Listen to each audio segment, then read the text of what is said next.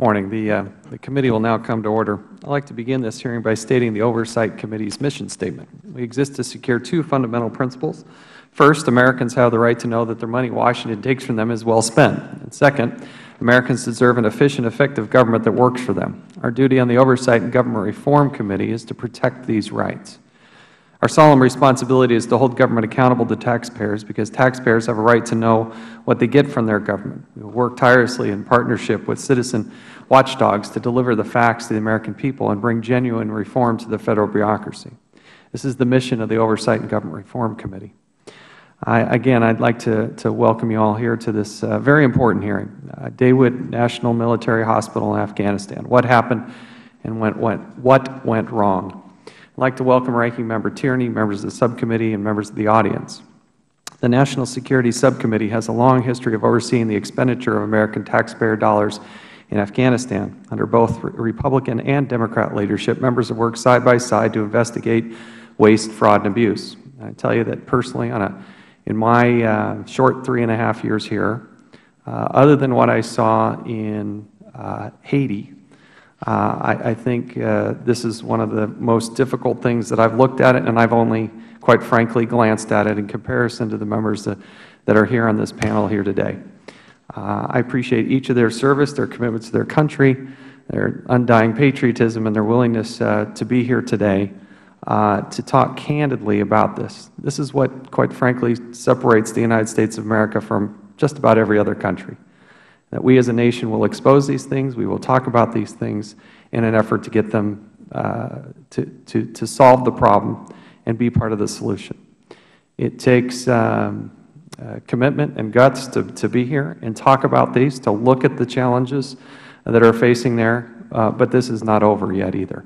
And I think you'll find that in a bipartisan way, we are committed to helping expose the problem so that we can help solve the problem. Today's hearing will examine the facts and circumstances surrounding rampant corruption, physical abuse, and failed leadership at the Dawood National Military Hospital in Afghanistan. Wounded Afghan soldiers, many of whom fought alongside American troops, suffered inexplicable treatment at the hands of those charged with easing their suffering. Let me be clear, the patients at this hospital were not Americans, nor were those administering that care Americans. But we did have leadership there, and we did have American personnel there that was funding this effort and was there in a supervisory capacity. Today we will hear from 4 senior U.S. military officers who tried to take corrective actions but were shunned and chastised by their chain of command. Instead, investigations were apparently delayed because of personal politics, and an aggressive public relations campaign attempted to cloud the facts. The National Military Hospital was established for the purpose of treating wounded Afghan soldiers. It was funded largely by the United States and is known as, quote, the crown jewel, end quote, of the Afghan medical system. The hospital is staffed by Afghan doctors and nurses who are mentored by U.S. military doctors. While U.S. military personnel advised the Afghan medical staff, they did not administer treatment or pharmaceuticals. Their mission is, quote, to help the Afghans perform and increase their capability, not by doing for them, but rather by advising them and stepping back, end quote. They perform, quote, not as clinician, not as nurse, not as a technician, but as a trainer. When they come here, it's advising, end quote. During the summer of 2010, allegations began to surface regarding widespread theft, mismanagement, and patient neglect at the hospital. According to first-hand accounts, Afghans stole fuel needed to run generators and sold pharmaceuticals on the black market. Afghan doctors and nurses would rarely show up for work, having been trained by at U.S. taxpayer expense. According to documentation, the misappropriation of resources was staggering, yet the United States government continued to ship supplies without the proper controls in place. In one 18-month period, the United States provided over $150 million in pharmaceuticals and medical consumables to the Afghan National Army, which is equivalent to 3-year supplies at a similarly 3-year supply in a similarly sized U.S. naval facility. Medical supplies and equipment were hoarded, stored improperly, and misused. It is also reported that supplies were shipped to Pakistan while legitimate pharmaceuticals were replaced with counterfeits. The combination of these factors resulted in an extreme lack of care at the hospital. Photographic evidence and first-hand accounts indicated that wounded Afghan soldiers endured starvation, bed sores, and botched operations. Wounds were left undressed, and Afghan doctors conducted procedures without anesthesia or painkillers. In his written testimony, Colonel Carrozza described the conditions as, quote, Auschwitz-like, end quote. Oftentimes, Afghan doctors and nurses would demand bribes in exchange for care. Those who could not afford to do so died in their hospital beds. The medical care in Afghanistan was so substandard that it was ranked in the lowest 1% by the World Health Organization. All of this was funded by the U.S. taxpayer. After much deliberation, I have decided to show just 4 of what are 70 pictures the committee has obtained during the course of this investigation. And I'm doing this because words cannot fully describe the extent of human suffering that took place. What I'm about to show you is exceptionally graphic. If there are children watching, please have them turn away or ask to leave the room. If you're squeamish, please consider not looking at these pictures. They are exceptionally graphic. With that, I'll just simply show 4 of the photos. If you can cue the photos, we'll just spend a few seconds looking at these to give you a sense of the situation there at the hospital.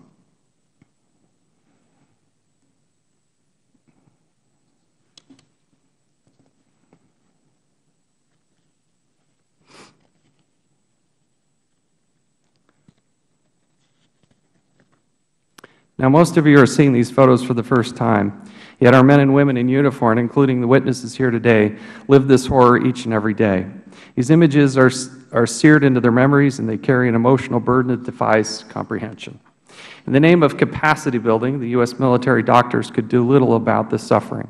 As Colonel Geller stated in a 2010 interview, quote, "This is our pathway to transition here, to help Afghans perform and increase their capability, not by doing for them, but rather by advising and stepping back, which is very difficult for medical professionals, to not want to reach in and put their hands into the operating field.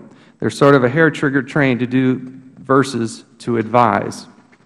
Indeed, U.S. medical professionals were given an impossible choice. Should they disobey orders and provide care, or should they violate the Hippocratic Oath and allow for the suffering to continue? From July to November of 2010, senior U.S. military officers reported these issues up their chain of command. Documents indicate that the International Security Assistance Force Commander General David Petraeus, NATO Training Mission Afghanistan Command General Lieutenant General William Caldwell, and his Deputy Brigadier General Gary Patton were briefed about the need for an investigation. Evidence indicates there may have been a deliberate effort to delay an investigation for political reasons. It is also evident the commanders were under enormous pressure to portray a positive image of the war effort at all times, even if this meant conducting an aggressive public relations campaign so the media would report only good news. Colonel Carrozza writes in his testimony that, quote, "Too many generals view the media and information operations as battle space. The collateral damage in such battles is the truth," end quote. I'm likewise concerned that suppressing failure and glorifying success may be the rule, not the exception. When the truth is obscured or canceled, it becomes exceptionally difficult for Congress and the American people to make informed decisions. On a broader level, the mismanagement of Dawood National Military Hospital raises serious questions as to whether the United States should continue to fund the Afghan reconstruction effort altogether. As it stands, the Afghan government has proven it's incapable of adopting legitimate business practices and ethical principles. If our success is measured by the ability of Afghans to sustain themselves in that regard, then the Afghan government and this administration perhaps are failing. I look forward to hearing from our panel and appreciate everyone's willingness to be here today. I'd now like to recognize the distinguished ranking member, the gentleman from Massachusetts, Mr. Tierney, for his opening statement. Well, thank you, Mr. Chairman, and thank all the witnesses for being here today and for the work that you've done leading up to this hearing. We've long been concerned on this committee with issues of corruption and mismanagement, and particularly of the United States taxpayer dollars. In 2005, I co-authored legislation with then-Republican Congressman Jim Leach that led the way to the creation of the Commission for Wartime Contracting. That issued its final report last fall, estimating up to $60 billion in waste, fraud, and abuse of U.S. taxpayer funds in Iraq and Afghanistan. As the former chairman of the subcommittee, I also led multiple investigations into allegations of corruption and U.S. contracting related to the war in Afghanistan. With the able partnership of our minority at that time, the investigations included the jet fuel contracts in Kyrgyzstan, a major transit hub for Afghanistan, and the primary Department of Defense logistics trucking contract in Afghanistan. Our investigation of the trucking contract found that contractors were making protection payments to our enemies with U.S. taxpayer dollars. Corruption and mismanagement problems persist in Afghanistan. In fact, we are working now with the Chairman as he leads an investigation into the food services issues there. So these problems persist, and it is important and necessary that our subcommittee continue investigating these issues, especially with today's focus on the problems at Dawood Military Hospital. The subcommittee's investigation has uncovered evidence of rampant corruption in the pharmaceutical distribution system, widespread patient neglect, and potential contracting fraud that led patients to receive fake morphine that did little to relieve their pain. Conditions at the hospital deteriorated to such an extent that one of the witnesses joining us here today, Colonel Fazel, sent an email to his colleagues recounting the deplorable conditions at the hospital. Describing just one of the many problems he observed at the hospital, he wrote the following: no hygiene capability for 6 months, no soap, bleach, or bacterial wipes, human waste, blood, feces, urine, and wound drainage has been collected, spilled in open buckets next to patients' beds, while at the same time food was being served. These revelations are truly appalling, and although the Dawood Hospital is not run by the United States, we do know that the United States has invested at least $185 million into the Afghan military health care system. For all the money we are spending and all the effort our men and women are putting in, it is clear that we have to have a better training for the Afghans to run their own military hospitals. Our investigation also revealed that the problems at the hospital were brought to light due to the hard work and courage of United States service members serving in Afghanistan, and specifically those witnesses sitting before us today. Due to their dedication and commitment, evidence of corruption and patient neglect were brought to the attention of senior military officials, the Department of Defense Inspector General, and now this subcommittee. While there is much work left to be done, the courage and persistence of these men has generated the necessary pressure to improve conditions at the hospital, forced the ouster of the Afghan Surgeon General, and led to a criminal investigation of the contractor who provided counterfeit morphine. The Chairman has raised concerns about allegations that then Lieutenant General William Caldwell, Commander, inappropriately interfered with this referral to the Inspector General. If true, that would be very concerning, regardless of whether or not his purpose was personal or political. These allegations are part of an ongoing Department of Defense Inspector General investigation, and I look forward to reviewing that report when it is completed. During today's hearing, I hope we can focus on the problems of corruption and mismanagement at the hospital and within the Afghan military medical system. The Inspector General has completed an investigation into problems with the pharmaceutical distribution system that was certainly one of the causes of these problems. The Inspector General has recommended improvements, and the military and the Afghans have already implemented some changes. I look forward to hearing from today's witnesses about whether these changes have been sufficient and about the significant challenges that remain. Again, I want to thank the witnesses for taking time to give us the benefit of their experience and insight. Thank you, Mr. Chairman. Thank you. I would like to recognize the Chairman of the full committee, the gentleman from California, Mr. Rice. Thank you, Mr. Chairman. Mr. Blair, I want to thank you. We depend here on this committee on the Inspectors General and on the work you do. But I also want to thank the men to your right. We depend, as our mission statement says, on whistleblowers. An efficient, effective government, one that is transparent, is not possible without people who see things within their chain of command going awry and make the effort, either through the chain of command by pushing harder or around the chain of command, including to Congress, making sure that what is wrong is made right. During my tenure in the military, we used a term that now would be unabbreviated as situation normal, all fouled up. But snafus happen every day. We have no doubt that in war or in third world countries, even when they are between war and peace, it is difficult to get things to look first world. I've visited Afghanistan many times, and in those times I've become convinced that when we leave Afghanistan it will still be the third world. What I hope to hear from you today is how difficult it is to do what we must do, which is if American dollars are being spent, they have to be spent in a way in which the American imprint of quality and reliability is put in place. That's not just eliminating waste and fraud, but it's also bringing care to a level that Americans look at and say, that's the American footprint. In looking at the pictures in this report, what I found was we failed. Hopefully at the end of your testimony today, and I want to thank you again for all being here, the American people will understand that we have to do better. Hopefully with the Inspector General's report, we will do better. If we don't, I challenge each of you to be back here again and to tell your colleagues that when you come before Congress It doesn't look good on TV sometimes, but ultimately it's because this committee, on a bipartisan basis, cares a great deal about how America is viewed based on the money we spend and the men and women we put in harm's way. So again, I want to thank you for being here for this important testimony. We will continue to look. We will continue to work with the Inspectors General, and we will continue to visit, including, I plan on this committee leading a CODEL to visit a number of the hospitals, including the one in this picture. So I want to thank you all for being here today. Mr. Chairman, I want to thank you for the hard work of putting together today's hearing, and I yield back. Thank you. I appreciate the Chairman, who has always been insistent that we pursue these matters and to the fullest, no matter where they lead, and I do appreciate that. Thank you for his presence here today. Members will have 7 days to submit opening statements for the record. We'll now recognize our panel. Mr. Schuyler Geller is a retired United States Air Force colonel and medical doctor. He served as the command surgeon and director of the Medical Training Advisory Group in Afghanistan.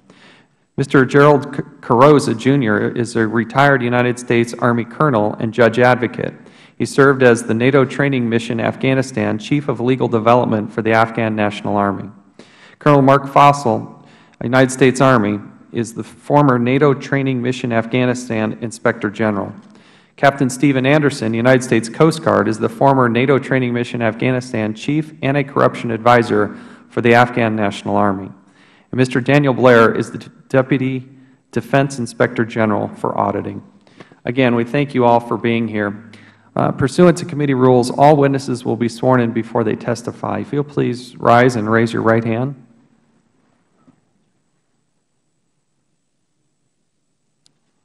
Do you solemnly swear or affirm that the testimony you are about to give will be the truth, the whole truth, and nothing but the truth? Thank you. You may be seated. Let the record reflect that all of the witnesses answered in the affirmative. In order to allow time for discussion, please, we will ask that you limit your testimony to 5 minutes. I know that Colonel Geller has asked for a little extra time, which we'll be fine with. And so we'll just go from this direction, start with Colonel Geller, and we'll proceed from there. Mr. Geller, you're recognized. Thank you. Chairman Chaffetz, Ranking Member Tierney, members of the Subcommittee on National Security, Homeland Defense, and Foreign Operations of the House Committee on Oversight and Government Reform, and thank you, Mr. Issa, Chairman Issa, for being here as well. Thank you for the invitation to testify before this body regarding the U.S.-funded and staffed medical mentoring mission in support of the Sadr Mohammad Daoud Khan National Military Hospital, built by the Russians in 1973 in Kabul, Afghanistan, regarding which I have almost 24 consecutive months of accumulated first-person information. I continue to receive follow-up from Afghans inside the facility and very recently from the current ISAF medical advisor, an officer whom I greatly respect and admire, UK Brigadier Christopher Parker. I was the command surgeon for the NATO Training Mission Afghanistan, Combined Security Transition Command Afghanistan from 20 February 2010 through 18 February 2011, when I transitioned to Headquarters Security Assistance Forces to work as Deputy to Rear Admiral Upper Half David Smith, the ISAF Medical Advisor, or MEDAD.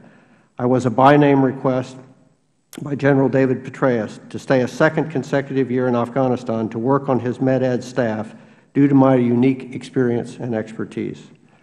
I provided a number of documents into the committee's record in support of my testimony today, including the 25-page memorandum for record that I completed on 9 December 2011 at the direct request of Lieutenant Colonel Carlisle, U.S. Army Attorney at U.S. Forces Afghanistan, who was tasked by General Allen with collecting all of the documents for the Secretary of Defense's response to Chairman Issa's and Subcommittee Chairman Chaffetz's October 13, 2011 request for documentation surrounding the alleged corruption and abuses at the National Military Hospital. As you know, these abuses were made public in a 3 September article by Maria Habib in the Wall Street Journal after a series of interviews with Afghan and coalition personnel in July and August of 2011. I understand the Secretary of Defense officially made available my December 2011 memorandum for this committee on 16 July 2012, 7 months after it was produced. I have shared several gigabytes of documents, pictures, and videos over the last few months with Mr. Tom Alexander and more recently Mr. Carlos Uriarte. 2 weeks after the transmission of that memorandum to Lieutenant Colonel Carlisle, General Allen initiated a 15-6 investigation into my allegations, although it was not the first time that he had heard of them. General Allen sent General Bruce Pagel, a U.S. Army Reserve attorney working for General Allen's chief military attorney, Marine Colonel Mike Jordan, to interview me in August of 2011 after a line of questioning by Ms. Habib indicated a concern about a delay in calling in the DODIG to look into the National Military Hospital abuses. When Colonel Pagel, accompanied by a young U.S. Marine Corps captain attorney, asked me if there was any reason to believe Lieutenant General Caldwell delayed the investigation into the NMH, I replied, quote, "Any reason to believe? I know it for a fact," unquote. He repeated that last phrase somewhat incredulously, but then listened as I relayed the information that you have in the 25-page memorandum for record to him, while the young captain took copious notes. I provided a number of corroborating witnesses to interview to ascertain my veracity. I heard nothing further regarding my clearly presented accusation of wrongdoing by a general officer still under the command of General Allen to a member of his military justice department. I heard nothing, that is, until I put it in writing to Congress 4 months later. Shortly thereafter, Ms. Habib made a request for ISAF's Public Affairs Office for an interview with me. Rear Admiral Lower Half Beck, General Allen's Public Affairs Officer, sent 2 junior Public Affairs Officers to meet with me to assess my knowledge of the topic, the Daoud Khan Military Hospital. They listened in silence as I spoke for over 40 minutes on the topic, and then finally interrupted me with the question, "Have you ever had any PA training?" I responded to the affirmative and noted that every PAO I have ever worked with in the Air Force had told me to, quote, "talk about what I knew and always tell the truth," unquote. And I hoped that that also applied in the joint arena. They left and I was summoned to meet with Rear Admiral Beck the next day. After listening to what I was going to tell Ms. Habib, his response was to state that I was clearly a disgruntled officer, could not be a spokesperson for ISAF. He was not going to allow me to have an official on-the-record interview. And if I tried to meet with her, I was, quote, "on my own." The warning was clear. He came to my office later and in front of Commander Terry Johnson, a Navy E&T physician assigned to my division, told me he was now going to tell Ms. Habib she could submit questions and I could submit answers to him that he would filter and edit before providing them back to Ms. Habib. Ms. Habib apparently refused, as I never received any questions to answer, but her article did indicate that ISAF had refused to make me available to her for an interview. I spend time on these events as it was specifically that article that led members of Congress to request an investigation last year. But that article was not complete due to command in Afghanistan providing half-truths and obfuscating the multi-layered labyrinth of still active causalities, not the least of which was the inability of the senior leadership to effectively engage and defeat the criminal patronage networks, some with ties all the way to the top of the government of Afghanistan. Criminal patronage networks that had captured key institutions that were being supported and empowered by millions and in some cases billions of U.S. dollars. One such organization captured was the Sadr Mohammed Daoud Khan Hospital in Kabul. In that case, in addition to money and materials, lives were also lost, and patients and mentors also suffered. As General Allen clearly stated before Congress in his March testimony, no prosecutions had occurred to that date, and none have yet occurred in regard to the events of 2010. Afghanistan Ost. This is Afghanistan. The rule of law expectations of Western donor nations is a goal yet to materialize. In recent testimony before the Subcommittee on Oversight and Investigation of the House Armed Services Committee, I noted that Mr. Sidney asserted that the U.S. had spent only $185 million in 9 years on the entire Afghan military medical system. My team discovered early on that no reliable accounting of dollars spent existed prior to 2007, but we had been mentoring medics since 2003 and the Daoud Khan Hospital since 2005. Considerably more than $185 million has been utilized in the development of the Afghan Army health system by many donor nations. The U.S. had spent $153 million just on medical supplies and meds from 2007 to 2010, and over $42 million in pharmaceuticals were delivered in 2010 alone. This did not count the building and equipping of 4 50-bed hospitals, 3 50-bed hospital extensions, and medical barracks, numerous troop medical clinics, years of 65 to 85% of all the Afghan military medical personnel salaries, and 100% of their incentive bonuses.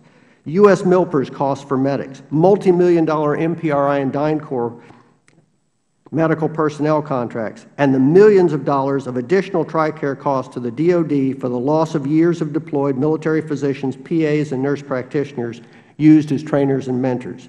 We supply 100% of the fuel and food to the Afghan Army, including the Daoud Khan Hospital, where it was routinely pilfered, enriching the criminal patronage networks. The enormously expensive Level 3 facilities in Afghanistan are filled with Afghans. Approximately 60% of all beds were filled with host nation personnel in 2010 and 11, all supporting the Afghan military health system that would have received them. Essentially, all of the air evacuation of Afghans from the battlefield is by U.S. assets, again, our nickel. Many bilateral medical support agreements also exist with other nations with unsupportable and unsustainable hemodialysis machines and a lithotripsy machine purchased with such support just in 2009-10. Turkey and Egypt and India all also provide direct medical care support to the Afghan Army in addition to training. Canada has taken on a large training mission at the Afghan Forces Academy of Medical Sciences, AFAMS.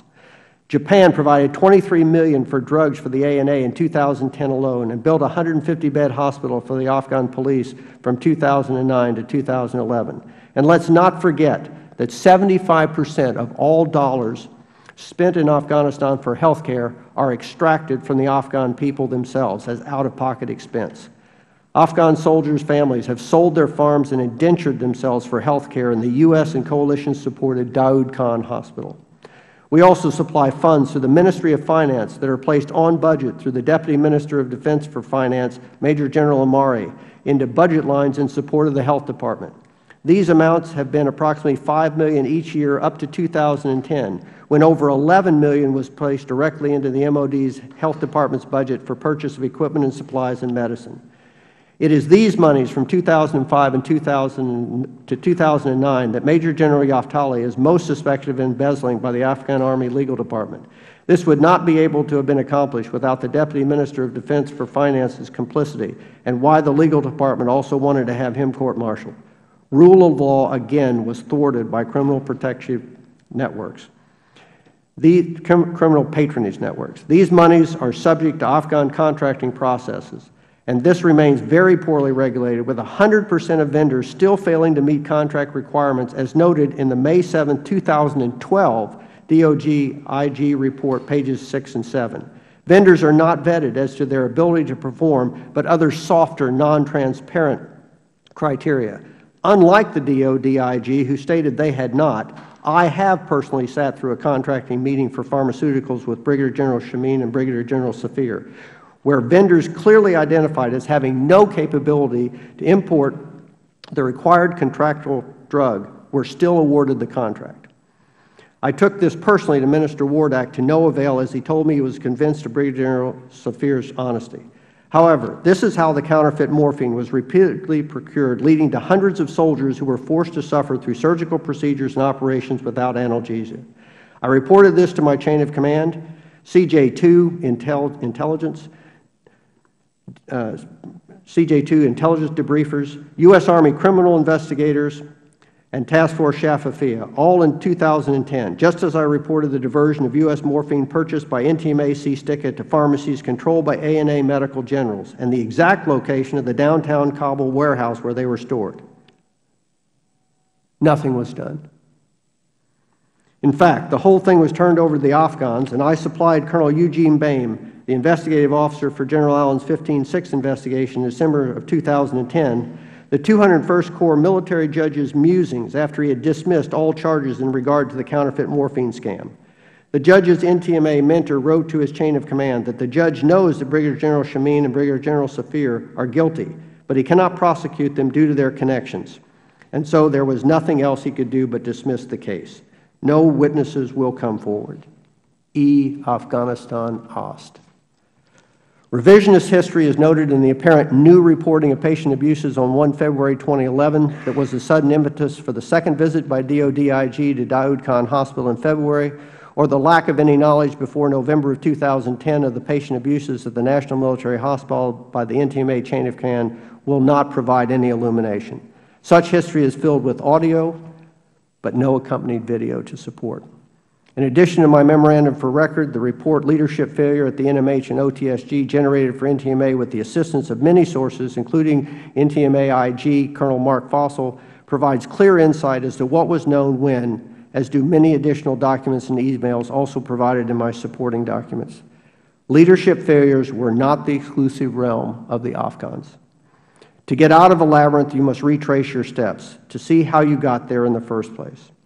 As I close, I wish to state that there has been progress made in regard to the Health Department of the Afghan National Army, most notably with the codification of a strategic plan for an Afghan National Security Forces transition objective for health that consumed essentially the entire year of 2011 under the leadership of ISAF Medad's office. This would never have been accomplished without the direct recommendation and follow-up of the DODIG, and was one of the many reasons that their outside look and report that would eventually end up at Congress was so critical to all of us in October of 2010. That strategic plan was signed by General Allen in November 2011 and included 134 or so milestones that had to be met for the transition objective to be completed by 31 December 2014. The accountability phase of that was that the coalition would de-scope the transition objective by stopping funding and/or mentoring of aspects if milestones were not validated as being met. Since then, as briefed to the NATO Military Committee in Brussels on 25 April this year, 51 of the milestones had commenced, and 67 of those were either completed or on track to complete on time. 29% were delayed or subject to challenges, and 4% had been dismissed as no longer relevant. I do not know if there has been any consequences for the 33% failure rate. Our team commenced and shepherded an 18-month contract with Cure International for development of an Afghan Right, or what we call Tier 1 hospital standards, that was completed in the fall of 2011. I am told by Brigadier Parker that these standards have gained some effectiveness as validation teams first deployed in 2012 to inspect. But these inspection events remain quite intermittent, and as the many attempts at no-notice inspections in 2010 and 2011 indicated, there is no lack of leaks in the inspection system timetables. Unfortunately, any non-statistically selected audit unit finding cannot be generalized to the entire inventory. That is just a fact. This is a fallacy that I noted even in the May DODIG report of compliance on page 9. A new Surgeon General, Major General Musa Wardak, has replaced Major General Todakhil, who replaced Major General Yaftali in December 2010. As with the appointment of Major General Todakhil, great expectations accompany this change. But the last surgeon, Major General Todakhil, had been unable to muster the support from the Ministry of Defense to actually enforce the standards or reassign personnel, as the 1 February 2011 combined MOD and NTMA IG inspection documented. Throughout 2011, senior Afghan MOD officials stated they were all powerless to get to even 11 nurses who repeatedly did not report to work but were kept on the payroll at the National Military Hospital, preventing the hiring of competent nurses the U.S. had trained. They were, quote, protected, unquote, while nursing staff was undermanned and unable to adequately care for the soldiers. I personally took this to Major General Todakhil, Chief of the General Staff General Karimi, and First Deputy Minister Naziri, without any effect, long after Major General Yaftali had been relieved. The criminal patronage networks remained in place at the Daoud Khan Hospital. I hope this change in leadership at the Surgeon General's office has been accompanied by changes in MOD support, but history provides little in support of that hope. And of course, hope is not a plan. Today, not just in 2010 or 2011, individuals wearing A&A uniforms, being paid salaries that U.S. taxpayers support, and who perpetrated or allowed to be perpetrated unspeakable abuses upon Afghan soldiers, civilians, and family members, walk the halls of the Daoud Khan Hospital unrepentant, unscathed, enriched, and still unprosecuted. I am informed that they are running very active private fee-for-service practices with our equipment, fuel, supplies, and drugs at the National Military Hospital. The rule of law, despite years of efforts, does not exist in Afghanistan, and the lack of justice, the most essential of essential services that any legitimate government must provide to its people, is the ultimate anti-counterinsurgency strategy that we must cease to support and fund. None of this is the fault of the iteration of mentors that have faithfully answered the call to deploy in support of the Afghan Army health system. They all came to make a difference, and I honor their service under extremely difficult and dangerous conditions, not always only from potential insurgent attacks. and receiving varying levels of leadership support under the rules of engagement that exist for medical mentoring. However, they were and remained unprepared or equipped to deal with the impacts in their arena of the criminal patronage networks that continue to defeat the coalition. The DOD-IG recommended DOD Program of Instruction for Medical Mentors, created with the input of those who had lived in Afghanistan, for the pre-deployment resiliency, ethics, and medical stability operations training has languished due to the services not agreeing on a single curriculum, site, or funding source, while billions of dollars continue to flow into Afghanistan, where there exists, as repeatedly documented by every accounting audit to date, a persistent lack of fiscal accountability of these funds. I have attempted to provide some information to assist in the committee's investigation into the corruption and mismanagement at the Sadr Mohammed Daud Khan Hospital, and with this statement, and in the documents submitted. I am at your disposal to answer any additional questions you might have. Colonel Geller, we thank you. Thank you for that. Colonel Carosa. Thank you, Mr. Chairman, ladies and gentlemen. First, I want to say I'm here in my personal capacity, and my views are. Thank you, Mr. Chairman, ladies and gentlemen. First, I want to say I'm here in my personal capacity. My views are not to be construed as the views of the U.S. Army or the Department of Defense. Let me say up front that I don't believe any of this hearing is about a general who tried to influence congressional elections, because I think the evidence is clear that after the election, General Caldwell did not want the request to go to the DOD-IG. This is not about American leadership that is callous to the pain and suffering of Afghans, but I do think everyone here should take note of how callous some Afghan generals and colonels and physicians can be when it comes to human suffering of other Afghans, especially when we are arming those Afghans to the teeth. My mission in Afghanistan was, among other things, to help develop the Afghan National Army's legal branch to promote respect for the rule of law, maintain discipline in an army, and work to eradicate corruption within the ANA, the recipient of billions of dollars a year from the U.S. taxpayers. However, General Wardak, the Defense Minister, was Karzai's strongman who prevented prosecutions of connected officers. Instead of a rule of law, there is a rule of impunity within the MOD. During my tenure and those of my predecessors, only one Afghan general in a general officer position was prosecuted. That was Major General Abu Fazl. He was the MOD-IG who brought coalition officers into the hospital unannounced to help expose the horrifying conditions that bring us all here. He was prosecuted shortly before I left Afghanistan for losing his pistol. Despite glowing success stories in 2009-2010 on NTMA's public relations website about building enduring medical systems in the ANA, the reality was quite different, and you all know that now. I called for a DOD-IG inspection by memo dated October 20th, 2010, addressed to the NTMA-IG. Some have mischaracterized my recommendation as one to investigate the ANA Surgeon General and other Afghans. That's not correct. My recommendation was for an investigation of the practices at NTMA-CSTICA, and the reasons are in my memo, which you have a copy of. On Wednesday, October 27, 2010, the Command IG, Colonel Fossil, briefed General Caldwell's deputy, Dr. Jack Kem, of the need for a DOD-ID investigation. The deputy declared this to be a, quote, no-brainer, directed the Command IG to make the request of the DOD-IG to send a team here to Kabul. The request was made that day, and I was invited by Colonel Fossil to participate in a VTC the next day, on Thursday, which I did with some medical personnel and other IG personnel and DOD-IG personnel in Washington on the other end of the video conference. We were planning their trip to come to Camp Eggers.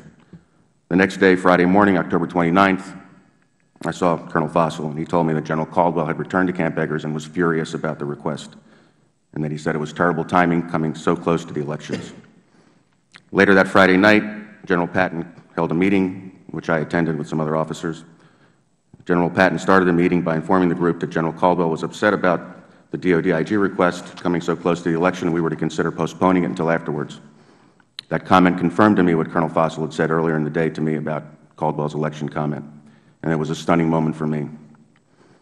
I've heard some saying that General Patton or Caldwell talked about elections with regard to consideration of second and third order effects.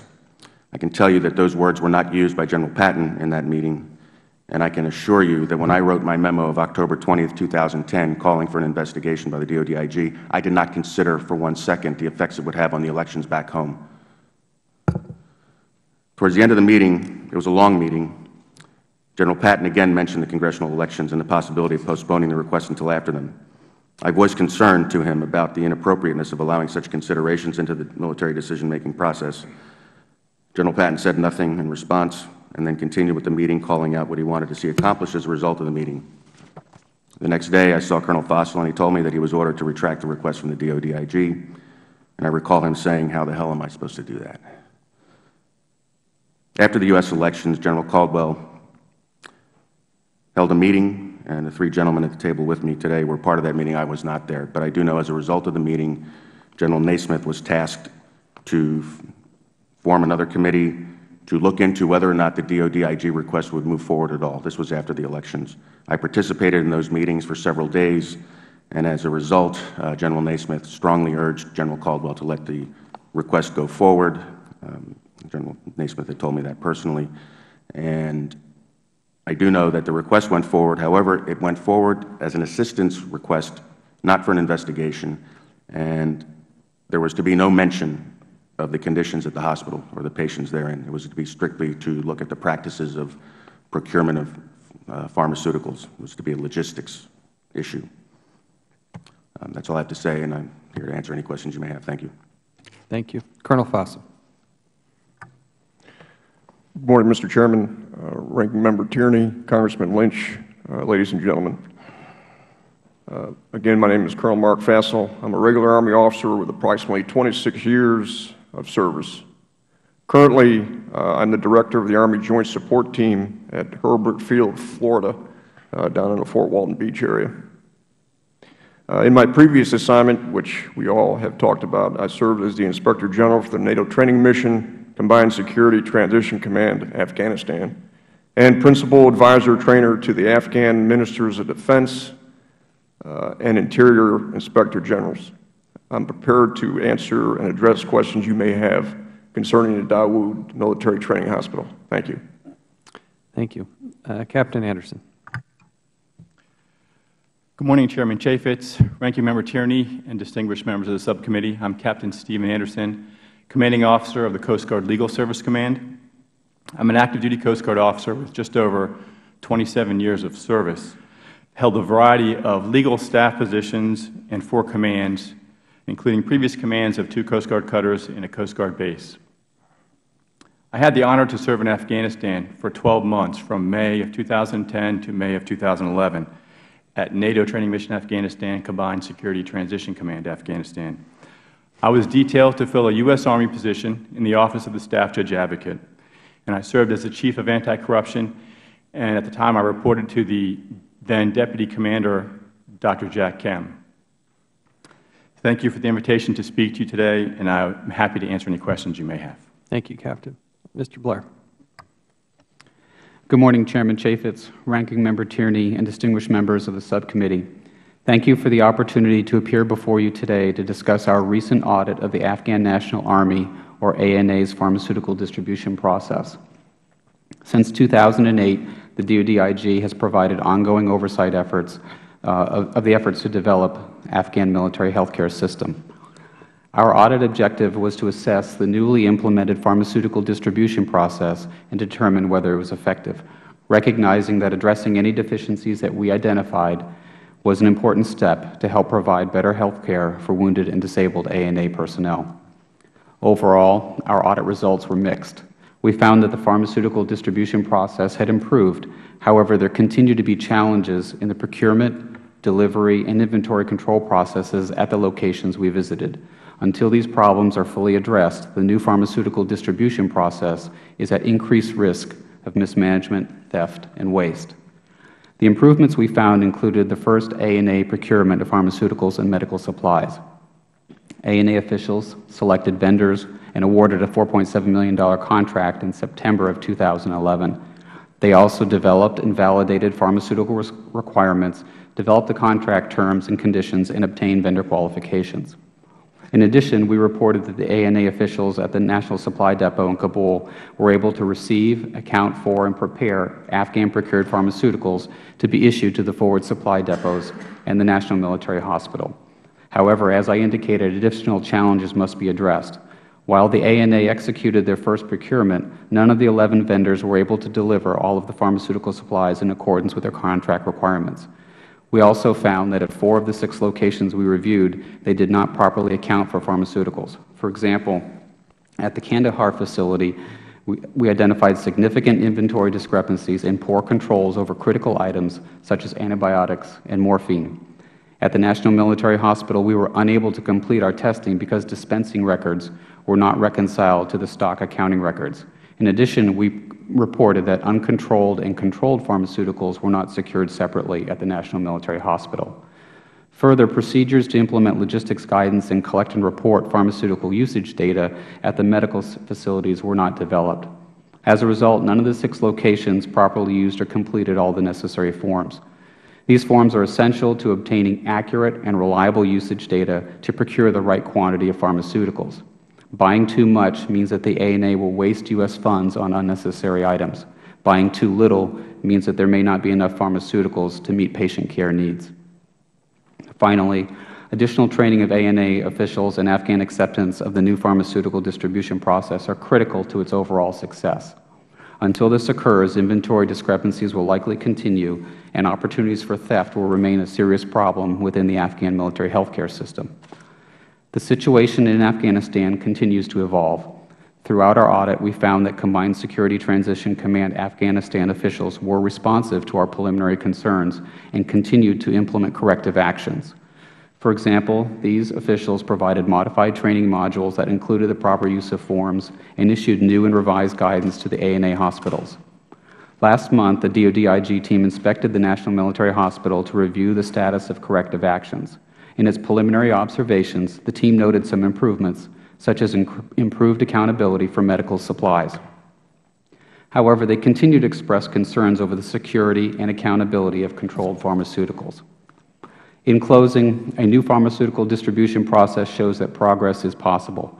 However, until additional improvements are made and the Afghans fully embrace this new process, there continues to be an increased risk of mismanagement, theft, and waste. The DoD IG will continue to provide oversight of U.S. military efforts to support the Afghan healthcare system. This concludes my statement today, and I'd be happy to answer any questions that the committee has for me. Thank you. Thank you again all for your statements. If there's additional comments, the committee would welcome those. I'll now recognize myself. I want to start with Mr. Blair and Colonel Fassel, both being in the IG type of capacity. Is there, Mr. Blair, any scenario in which a limitation of materials or destruction of documents that you might be reviewing would be acceptable or preferred? There's no reason, right, to destroy documents or photos or videos when you're conducting an investigation, correct? That's correct. There's no scenario when that's a benefit to you as opposed to an obstruction? No. Colonel Fassel, is that your understanding? Yes, Mr. Chairman. I want to take you back. This is to January 1st, 2011. This is a Colonel Marion Amreen. My apologies if I'm not pronouncing that properly. An email that was sent to Colonel Carrozza and Captain Anderson. January 1st, let me put that up there. I'm going to read this. Brigadier General Patton reviewed the summary and documentary evidence that we intended to provide. He made changes and told us to reduce the documentary evidence that we provide. I just need to suggest that this is concerning, that this is the official policy to reduce the amount of information that you're able to receive and review. I'd now like to move forward to September 12, 2011. This was a statement of policy that was put out. The timing of this is quite remarkable to me. This comes 9 days after the Wall Street Journal reported on the Daywood Hospital situation. September 7th of that same year, Congressman Kaufman of Colorado sent a letter and then issued a press release, his concerns at Daywood. In this memorandum, if we can pull that up, one of the 3 stated purposes of this new statement of policy coming from the NATO training mission in Afghanistan was to, quote, help promote the positive image of coalition forces serving in Afghanistan. What's concerning is here on page 2, under 5C of the policy, unofficial personal photographs or video or audio recordings of patients or healthcare events taken by personnel subject to this policy, which already exist, will be destroyed or deleted. The idea that we would purposely, knowingly, willfully in an effort to promote the goodness that was going on there, to actually put in writing from our Colonel, the Command Surgeon, Andrea Krunkhorn, to destroy and delete evidence is totally unacceptable. And I cannot tell you how strongly I feel about this and the concerns that it has in moving forward. But this is the deeper concern, is that there was an effort to cover up rather than fix, that people's political aspirations and political futures were of utmost concern. And that does not reflect the literally thousands of men and women who are serving in Afghanistan. It does not reflect the people sitting at this panel. It does not reflect the American way and the way Americans would do things. I would like to go now to Colonel Fossall. On October 28, 2010, you sent an email to Ambassador Moorfield at the DOD IG requesting, quote, his assistance with the inspection and investigative inquiry of the hospital. Can you please explain that request and describe the events that led up to making that request? Sure, Mr. Chairman. The events that led to making that request centered around the joint inspection that myself and General Abulfazl participated in the hospital. And it also centered around Colonel Geller's visit to my office, remarking on the abuse and the human suffering that were obviously ongoing in the hospital. Explain that to me. Take a moment and explain what you saw and what you were hearing. Again, when we arrived in the hospital, the first thing, which I don't think has been mentioned, was that there was a lack of heat because there was no hot water to actually turn on and boil the things to make hot water and heat. Okay, so the issue there was, why wasn't there heat? And it's because of the plant infrastructure and the lack of maintenance there. As we further went into the hospital, we found that not only was there no heat going into the winter, but there was a lack of hygiene, soap, just, again, basic things that you would expect a 250-bed hospital. Of course, there was a 500-bed hospital, but it was mainly being used as 250 beds. But, again, the lack of hygiene and soap. And then Ranking Member Tierney read a very good description of what I saw with the open vats of blood draining out of soldiers' wounds, the feces on the floor. The other thing that caught my attention was there were many family members taking care of their loved ones, not hospital staff, but family members. And this was obviously surprising to me to see a hospital where family members were actually emptying these vats of blood and other receptacles used to help the patients out, because they lack personnel in the hospital to do their jobs. So again, you had a very abusive and corrosive anti-hospital in the Western world situation that was ongoing and getting worse.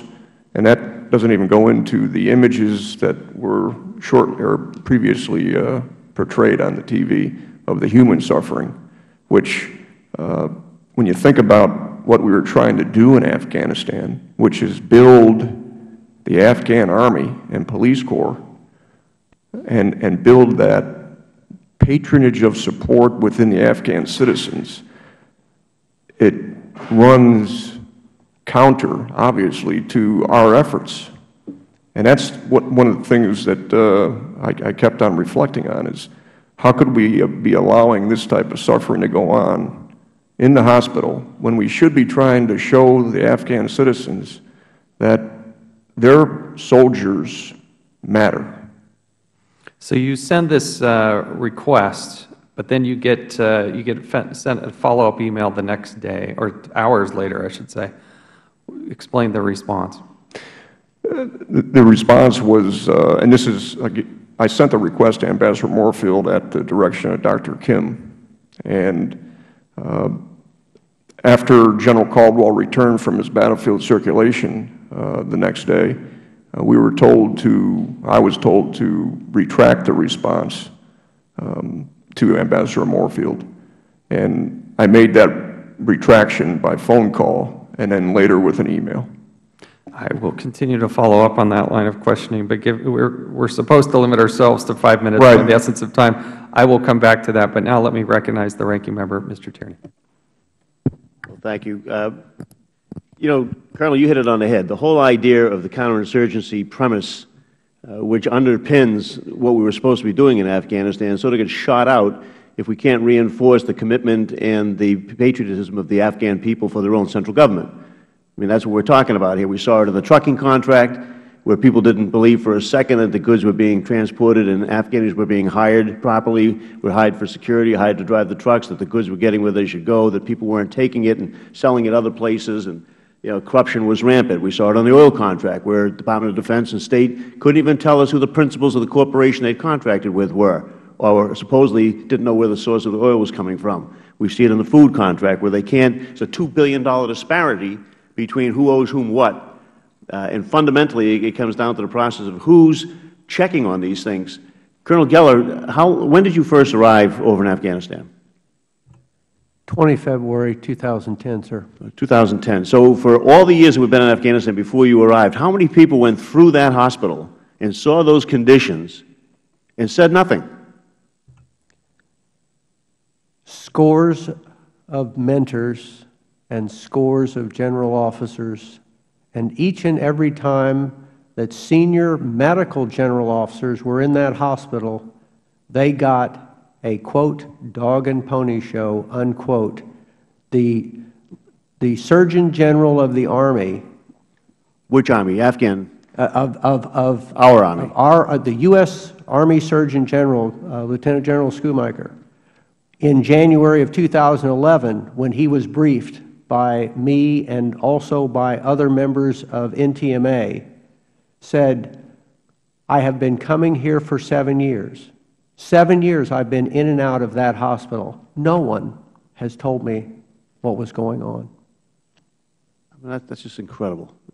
I mean, it reminds me a little bit when we went out to the hearings at Walter Reed, which is obviously not the same exact thing, but we had to go out to the hearing at Walter Reed to find out that our own Surgeon General didn't know the conditions.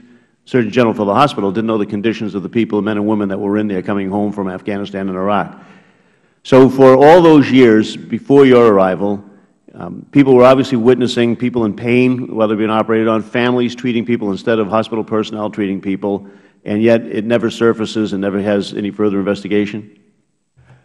I'd like to comment, please, that in third world countries, and before I came to Afghanistan, I did 2 years as the command surgeon for U.S. Africa Command. I was the first command surgeon there, and was in and out of 16 different countries doing mill-to-mill health engagement.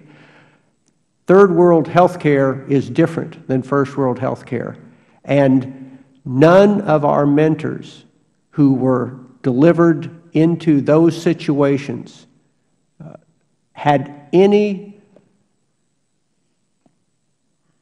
comparison other than Western U.S. health care, and being told that, well, this is the way third world health care is, don't worry about it, that's, just make them a little better, without any reference, without seeing any other third world country, like the French, who came in as mentors in late 2010, who had been in Africa as a team, had been in Chad.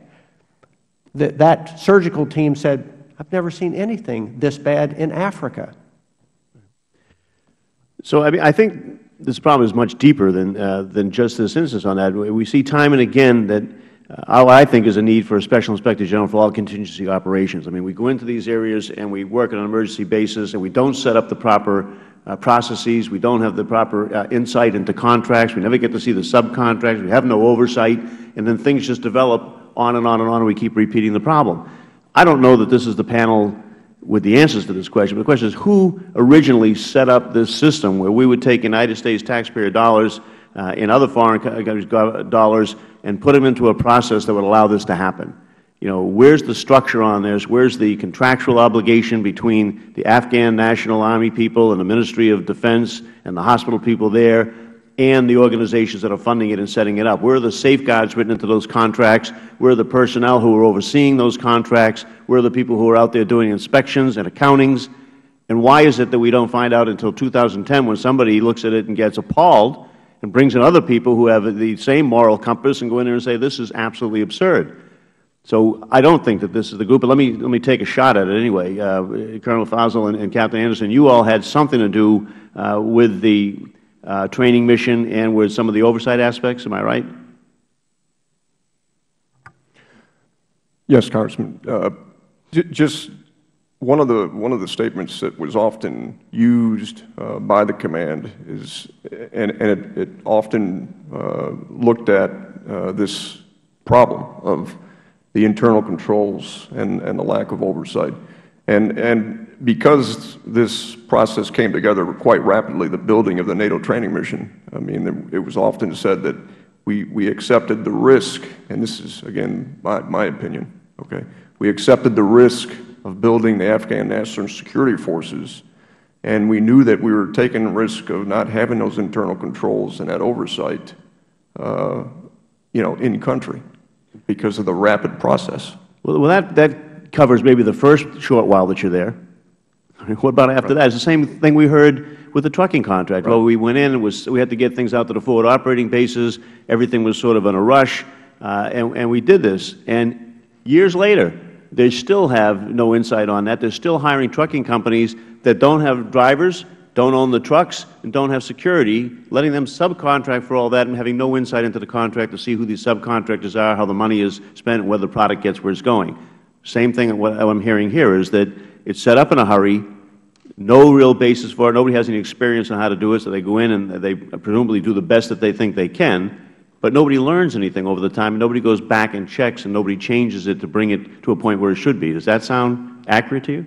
That was accurate in the view of the hospital, but as I began to look at, you know, other situations, whether it was logistics or anything else, the greatness of having really an expeditionary team called the Special Plans and Operations Group from DODIG, when I first heard that they had already done some good work there, that's what prompted me to request them immediately to look at the hospital. So this was a growing venture of goodness from DODIG because we didn't have the capabilities in NTMA to even begin to scratch the surface, as my colleagues have said before, and into not only the hospital but other areas.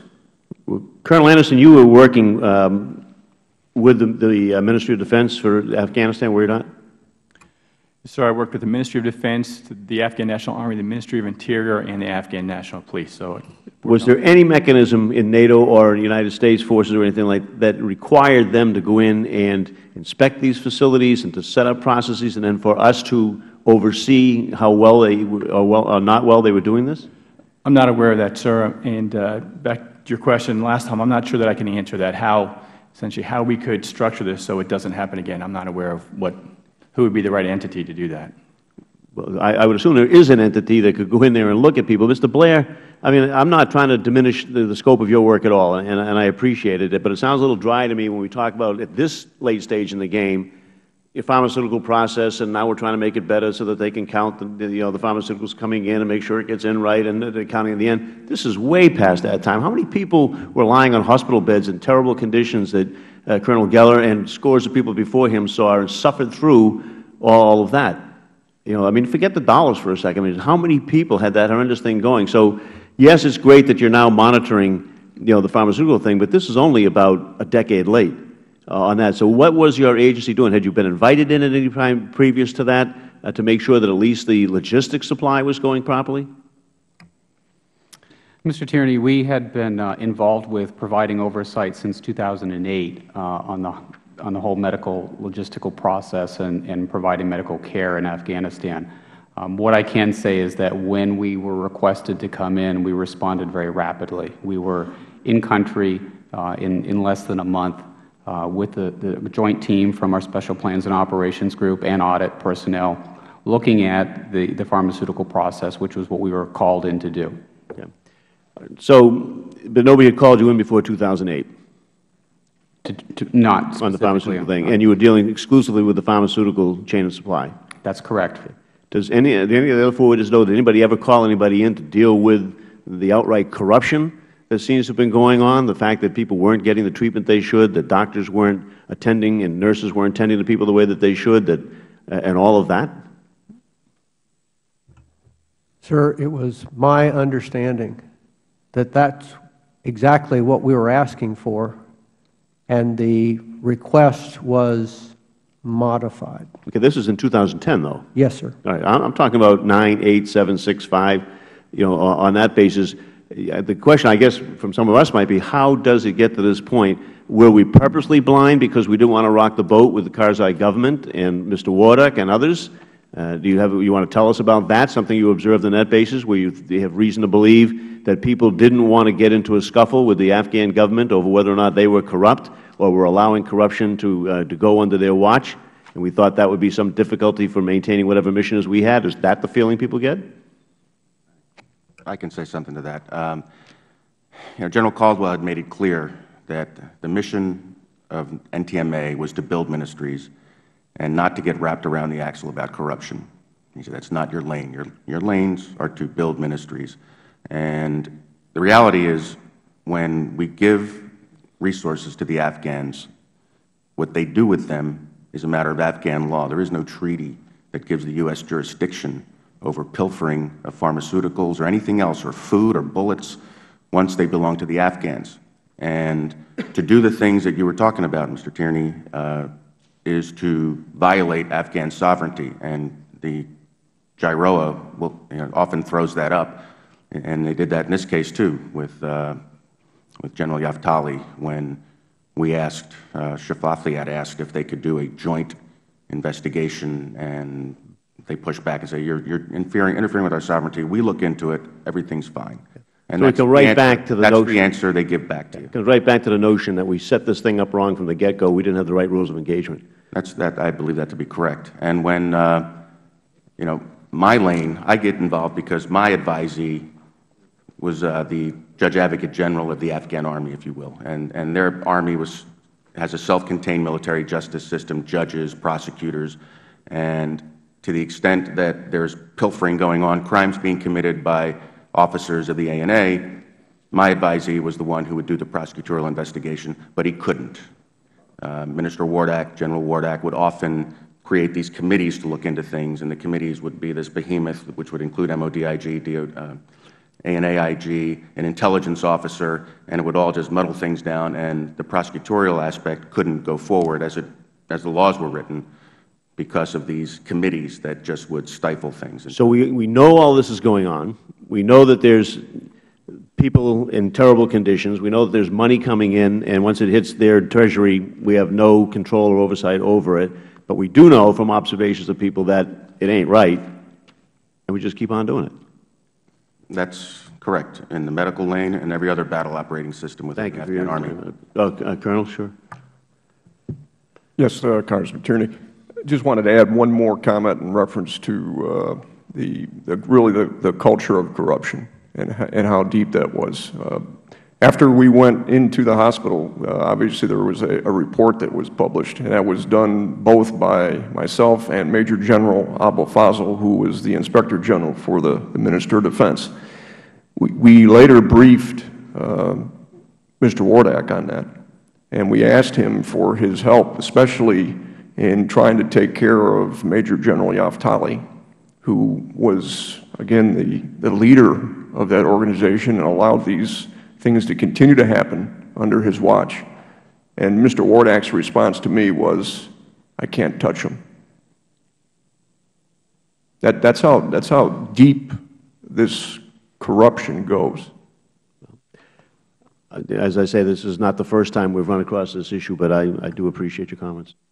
Thank you. We'll now recognize the gentleman from Massachusetts, Mr. Lynch. Thank you, Mr. Chairman. To begin with, I first want to thank you, all of you, for your work on this and for your testimony and trying to paint the picture that's there. Sadly enough, I am not surprised. On this committee, we've been dealing with the Kabul Bank prosecutions or lack of prosecutions, where relatives of President Karzai have basically looted the Kabul Bank, relatives of the Vice President. I honestly have come to, after many trips to Afghanistan, I honestly believe that corruption is a bigger danger to Afghanistan than the Taliban. And as a matter of fact, I think the people are so enraged and so hopelessly challenged by the level of corruption in their government that the government makes the Taliban look good, because the Taliban has Sharia law and a rule of law, and they're looking for that type of discipline. They actually, it is beyond belief. I've seen it at Kabul Bank. We see it with the trucking contracts, and now we see it in the Ministry of Health and the Ministry of the Interior. I don't know where to go from here. From the bigger picture here, it makes me wonder if this whole mission is doable. We are working harder at building democracy in Afghanistan than the Afghans are, than Karzai is. We are putting our sons and daughters' lives on the line. We are taking precious tax dollars and precious lives, putting them on the line for a government that lacks the willingness to fight for their own people, for the future of their children, for their own country. They're skimming and sometimes looting government ministries. And, you know, Afghanistan is not just another place, it's another time. And Colonel Faisal, you talks about a different culture there. They're absolutely spot on. And using the other example with the Kabul Bank, it seems the only way we got response in that case, where the President's relatives and the Vice President's relatives looted the bank of $30 million and went off to, I think they went to Qatar and bought real estate with the proceeds of that bank. The only way we got response was when we threatened to cut them off completely, where we said, not another dime. We're not going to put any more money in the Kabul Bank. We're not going to use any local institutions. We're basically building a firewall between our system and yours so that you can't rip us off anymore. Then we finally started to get some response. I just want to know from your own experience, and apparently I've been visiting the wrong hospitals. I visited the Cure Hospital and the outsides of Kabul with Mr. Platts. We visited a couple of other, U.S. operated hospitals, but I did not visit Dawood. In terms of our ability to get them to do the right thing, and the corruption is so endemic in this Afghan society. What do you think we have to do? I mean, honestly, I think we're beyond the point where now, I was just there a few weeks ago, and we're beginning to withdraw our troops from, Kandahar and Helmand Province, pulling 23,000 Marines out. I think it's a good move. How do we get the Afghans to step up after 11 years of, in many cases, ripping us off and ripping the other countries off that are trying to help them? They're stealing NATO supplies and NATO resources. They're squandering and pilfering U.S. support. Is there more that we could do to squeeze some level of accountability and responsibility from the Afghan government to do the right thing. Colonel Geller. Representative Lynch, they will never see the light until they feel the heat. Only with withdrawal of mentors and money, tying any funding and resource to outcomes, will there ever be any accountability. In the situation where you tell the Afghans, we will not let you fail, then we have lost all leverage. Colonel Carrozza. Well, I think it's a tough question, because I think the question can be posed as this: how do you get President Karzai to be less afraid of the warlords who, I think, dominate JIROA, who get their hands deep into the JIROA pockets? I think in the tradition of an Afghan leader, he shares the spoils by allowing them to pilfer the different systems, such as medical. I think the Afghan National Army is a franchise. I think, I taught ROTC, and it was very easy to teach my cadets the mission of the Army. The mission of the United States Army was to fight and win the nation's wars. And my view of the Afghan Army, after having been there a year, is the mission of the Afghan Army is to provide positions of jobs, prestige, and wealth accumulation opportunities on an ethnically balanced basis to keep the different ethnicities from going at each other. They're all at relative peace right now because the getting is good. And how do you change that dynamic? How do you get Karzai to get on board with us, who are leaving pretty soon? And so he's appeasing the different factions and the warlords by letting them drink from the spigot that is the U.S. taxpayer spigot. Great answer. Great answer. Colonel Fassel. Yes, Congressman Lynch, I'm just going to give you an example of what we saw just in the Minister of Interior as we were building, again, the Inspector General Corps there. I worked co-side with Jerry and Steve on many of these situations in order to build, again, the Inspector General Corps and other forms of accountability and transparency. But one of the things that consistently happened is that as we met with the Inspector General and tried to build his staff, we would constantly get replacements. And these replacements were, and I'll just give you two generals that were from the border section who had committed crimes. And we fought it. How can you have, again, people that were under investigation and were already being replaced and moved because they were taking bribes on borders, and then placed in the Inspector General staff at the Minister of Interior under Bushbullah Khan? Again, no consequence, no rule of law, and here we are trying to encourage our Western values and processes on people that can't comprehend the basics and core competencies and values. It leaves you speechless. But that's what we were up against. That's just, again, a minor example. Captain. Thank you, sir.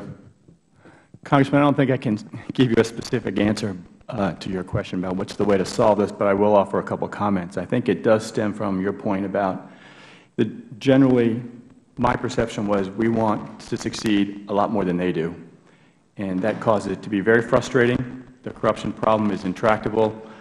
The two things that I think, from my own personal opinion, is that we have the most leverage with our money and our resources, and that is a good place to focus attention. And secondly, the incredibly frustrating nature of trying to investigate and prosecute someone within the Afghan system also caused us to focus a shift on, rather than going after the bad guys, looking at ways to build accountability and transparency into the systems as they were being developed.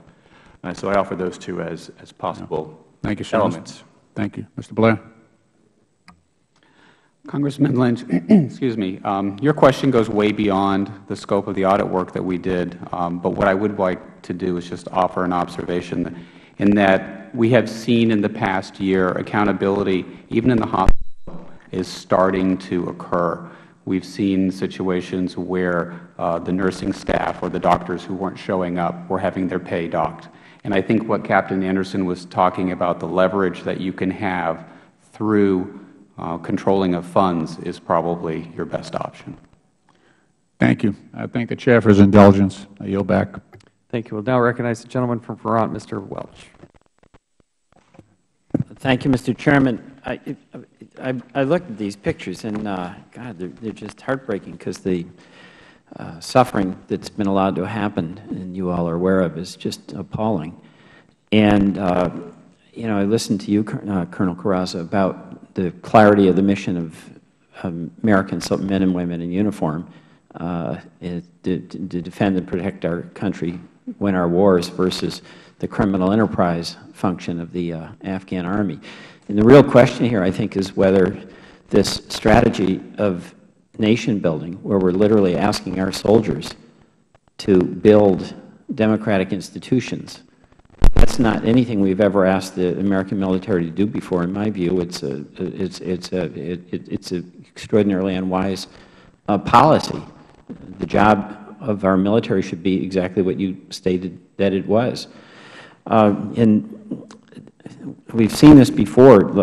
2 years ago, when Mr. Tierney, or a few years ago, when Mr. Tierney was the chair, he and our chairman now have a very good relationship, but we saw the whole thing with the Afghan trucking contract.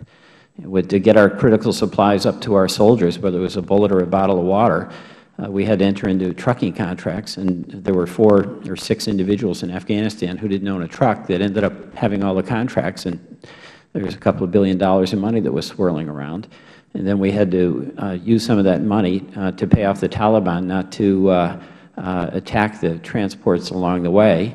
There'd be firefights just as a way to negotiate what the payment would be. So that was an astonishing level of corruption. When I was in Afghanistan visiting with a unit from the Justice Department, they had set up to teach Afghan bureaucrats how to detect corruption. And I asked the U.S. Attorney General, how's it going? He said, well, we had to close it down. I said, why is that? He said, well, the people who were teaching to detect corruption use the information to do corruption. And then we have the hospital where at the absolute grossest and inhumane level, greed is not only putting money in a pocket, but it's allowing people to suffer these unspeakable conditions. So I really don't have a question, obviously, but I have appreciation for the work you do, for the concern you have. But I think, bottom line, this policy that we've had through a couple of administrations of asking our military to do nation building in a country that has no interest in being an effective partner, and where it's essentially a criminal enterprise, and it's not just because of the person at the top, it's because that's the way business is done. There's no way, there is no way that we can usefully use taxpayer dollars or promise our men and women in uniform that the efforts they do to try to reform them are going to be successful. So I yield back, but I appreciate you, Mr. Chairman, having this hearing. Thank you. I now recognize the gentleman from Idaho, Mr. Labrador. Thank you, Mr. Chairman. Thank you for holding this hearing, and I want to thank the panel for being here. You know, when I read the Wall Street Journal article, I got sick inside, and I'm sure, and that was just from reading it, so I cannot even imagine what you went through by experiencing and by looking at some of the things that are happening there. Mr. Corazza, I actually share some of the same concerns that some of the members of the on the other side of the aisle share with what we're doing in Afghanistan, and I have some questions about your testimony. You talk a lot about the rule of law, and why did you feel it was so important for you to mention the rule of law so much in your testimony?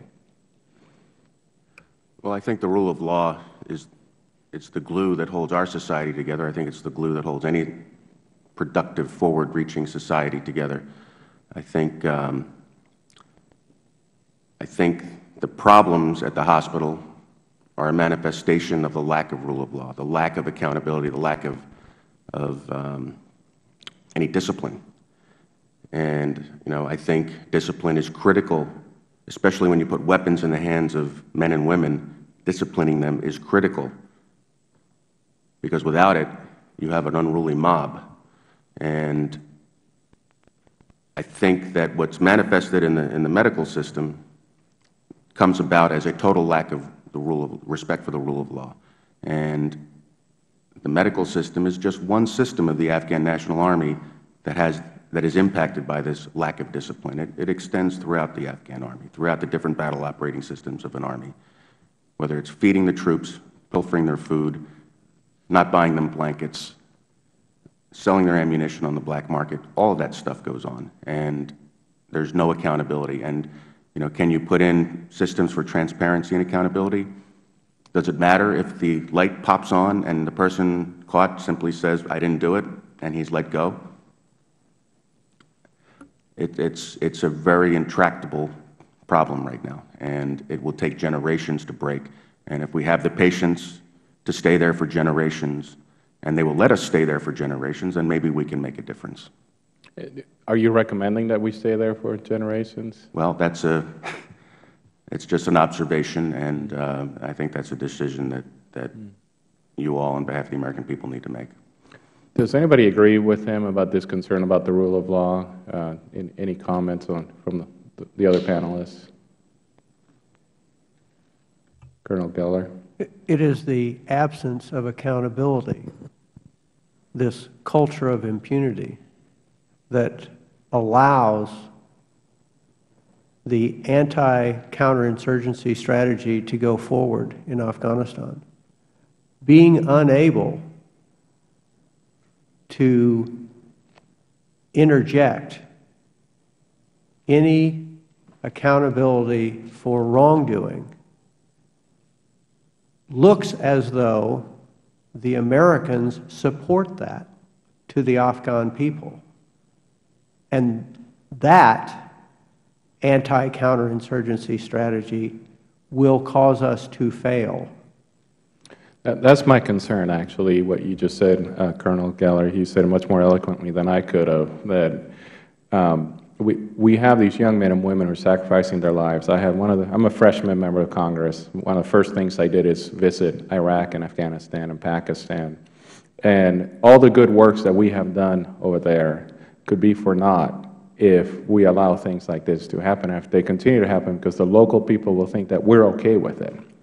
And so I really want to thank you for being here. I want to thank you for the work that you're doing, and encourage you to continue to expose what's happening, because we cannot allow this to happen. And that's what makes our nation the greatest nation on the earth, is that we believe in the rule of law. Colonel.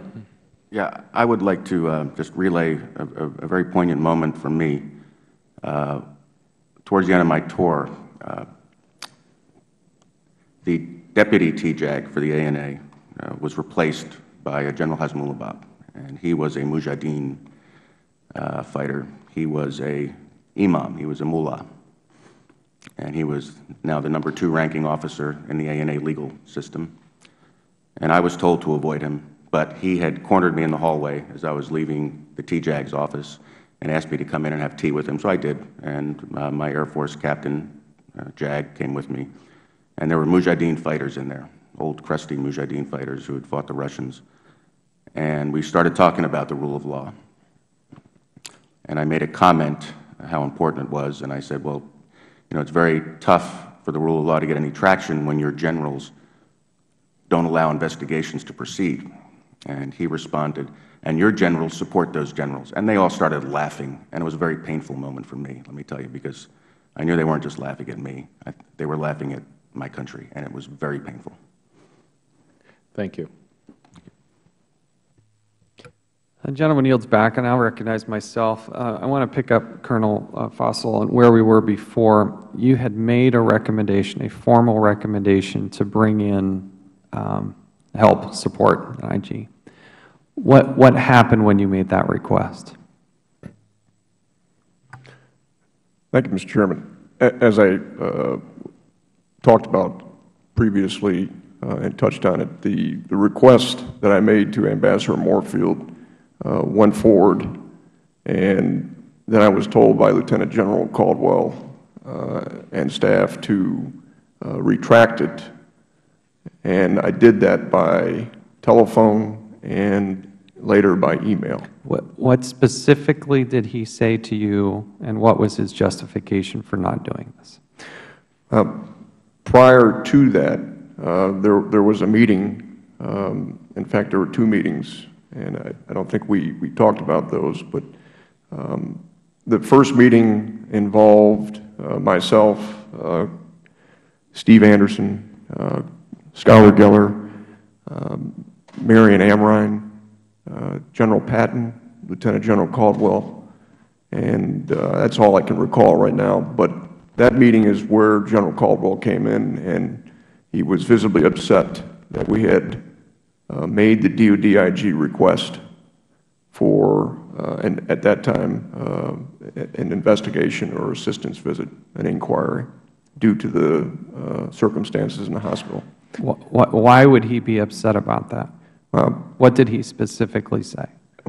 After that meeting, there was a shorter meeting in his office, and that was between me, obviously Lieutenant General Caldwell, Colonel Bush, his Chief of Staff, and Lieutenant Colonel Brett Sylvia, his military aide. And he was visibly upset, again, because I don't think that, and this is my conjecture, that Dr. Kim and him had a chance to talk about this situation in the hospital, okay? But his first response to me was, how could we do this or make this request with elections coming? And then he made the really, again, shocking comment that he calls me Bill. What does that mean? Well, I took it as that he was referring to the President of the United States. And that he had a personal relationship. I don't know, Chairman, if he had a personal relationship, but the political pressure there was such that he made those statements before what I would consider a three-star general or any commander that served commanding soldiers, airmen, Marines, or Coast Guard, is the welfare of the soldiers, but in this case, the welfare of the people that we were training and supplying taxpayer money and mentoring for, and that's the soldiers in that hospital. The immediate and instant care and concern, that's what I would expect. I want to go over to the hospital right now or the next morning, and I want to see what's going on over there so I can report this. That's what I was expecting, but I didn't get that. So the consequence of this decision was to not do a full investigation, but to do something less. Well, the consequence was that he decided that the investigation, again, he didn't have all the information at that point. This was, again, very, very early in this investigation or inspection of the hospital process. He knew some about it, but again, when Colonel Geller came to me, I immediately jumped on it as if it were a very urgent and critical situation, which it was, because there was mentors there, and they were suffering the psychological consequences. But again, General Caldwell wanted that request to go forward after he had a chance to look at it and his staff and craft another response. That's why he made me or ordered the first response to be retracted. So you were asked to retract the request. Yes. There are 4 of you on this panel that called this, somebody called it a no-brainer in that meeting. The first meeting we had with Dr. Kim in General Caldwell's absence, that's correct, Chairman. And Kim is the he was the deputy civilian deputy. Okay. And he's the one that said, after, again, we briefed him not only on the atmosphere in the hospital, but on the corruption. He said this is a no-brainer. I think it's a very, very good request to make to the DODIG because of the capability that they have versus the capability we don't have. And even after the election, though, it still was a watered-down version to look at just the pharmaceutical side, correct? I believe there was some other areas that they wanted to explore, not just pharmaceuticals, but logistics. But again, the human suffering part basically needed to be looked at also. Colonel Carrozza, you had sent an email to the General, and tell me a little bit about that. But then also the consequence of this decision not to do a full investigation. Are you talking about the email of? Yeah, I believe it's dated August 25th, 2010, that you had sent to Colonel Caldwell, or to General Caldwell. My apologies. Unfortunately, sir, the corruption is so deep and wide within the senior leadership at MOD and AANA. I believe any appeal to patriotic or anyway, you went on in this email to explain this. Yeah, that was months before the issue about an IG request came up. General Caldwell had sent an email to me and to another advisor because in our dailies we had coincidentally had the same kind of conversation with our advisees. Both of our advisees were rather despondent about the corruption within their government and how they felt the mission was failing, that the government would fail because of corruption, and that they felt that they needed help from the coalition to help them fight this corruption, to help fight this problem. And General Caldwell, who reads the dailies, I don't know if he read them every day, but each day we would come back, the advisors would come back and summarize their interactions with the Afghans and put anything significant, and it would be rolled up into a report and sent up. And so you saw the initial email at the bottom to myself and I believe it was Mr. Gillette, and basically saying, tell them to do the right thing. And I had gotten to the point where I felt pretty strongly about dismissing how other officers would come to dismiss what the Afghans would say about corruption. It became like white noise. The Afghans would accuse each other of corruption and get their advisors spun up, and after a while you got numb to it. And but there were some Afghans who really wanted to come forward and do something, and they would be steered towards Captain Anderson or myself, and we would try to see if we could get them to work within the Afghan justice system so that the Afghans could do for themselves. But ultimately they would say, I'm not going within the Afghan system because I'll just be chewed up. I'm not going to throw myself down the black hole. And that's the message I conveyed to General Caldwell, was that it really was going to take something at a higher level. It was going to take action on his level or higher to help protect those Afghans who were willing to go forward and do something about corruption. And that was the reason for my sending the email. And I gave him some examples, and one of them happened to be General Yaftali and the fact that my advisee was looking at putting together a prosecutorial investigation for him, and there were some other examples that I gave in that email. So, and just to kind of finish this questioning out, this decision's made to punt and to delay this investigation. What was your reaction to that, and then what was the consequence of that delay? Because it wasn't the full-blown investigation. They got something less, correct? Well, my understanding was that after the series of meetings that were held by, I think it was Colonel Burba, who then reported to General Naismith, that the investigation was to proceed, but it was going to proceed as a logistics assistance visit, how to better create more accountability for the logistics we were supplying. And I think Colonel Geller could probably talk more about what was not to be part of that assistance request regarding the suffering in the hospital. The suffering in the hospital aspect of it was not something that was of sharp focus in my lane. My lane was, I was in this picture because my advisee, General Kareem, the TJAC for the ANA, wanted to do a prosecution, and I was helping gather information. In that process, realized that our house wasn't in order, and there were accusations from the Afghans that some of the procurement issues and the pilfering may have had something to do with coalition procurement practices and maybe malfeasance. That's why I got involved with the IG. But I think Colonel Geller may be able to speak better about what was to be part of and not be part of this assistance request during November. And I'll just allow Colonel Geller and Captain Anderson to just shed any direct specific insight into what you saw in these two meetings and what was the consequence of that. Colonel Geller and then Captain Anderson. I'm way past my time. Thank you, sir. The email that Gary sent was the documents I've sent, and it's on August 25th, 2010, relating the serious areas of apparent theft of U.S. funding and certainly U.S. materials.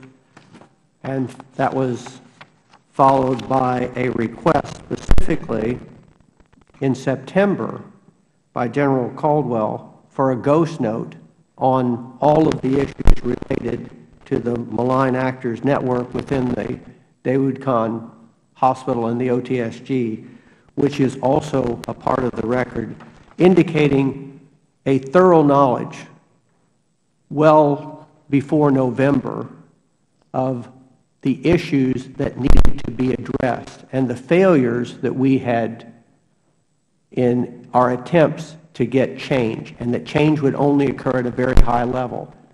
Failing that high-level key leader engagement change, we moved for a DOD IG medical SPO visit. My discussions with Colonel Fossel keyed in on the abuse within the hospital system, the lack of accountability of doctors not showing up, doctors not performing their professional duties, nurses not being held accountable to be on the wards.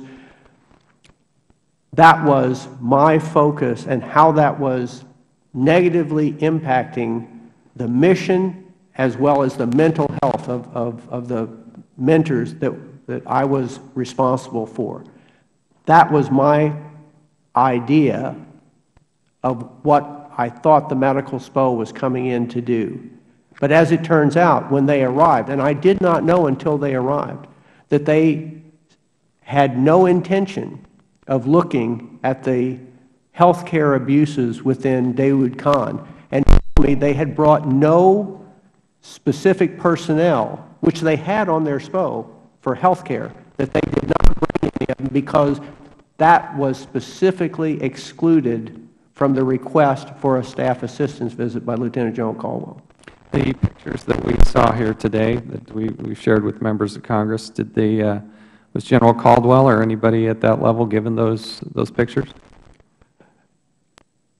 I do not know at which time General Caldwell specifically received General Patton or General Patton, because these went through a chain. My mentors sent them to me. I sent them to Lieutenant General or to Brigadier David Neesmith, and then they were passed on. But interestingly enough, then there was a new policy that spoke directly to what was going on with these photos. So I have a hard time believing that they didn't see at least some or some portion, or maybe perhaps different ones. But there was evidence that the NATO training mission in Afghanistan came out with this policy and asked the documents be destroyed. Let me give you a chance to answer before I yield to the ranking member. So just to clarify, in my recollection, there were a series of meetings that I was in dealing with the request for the DOG Special IG.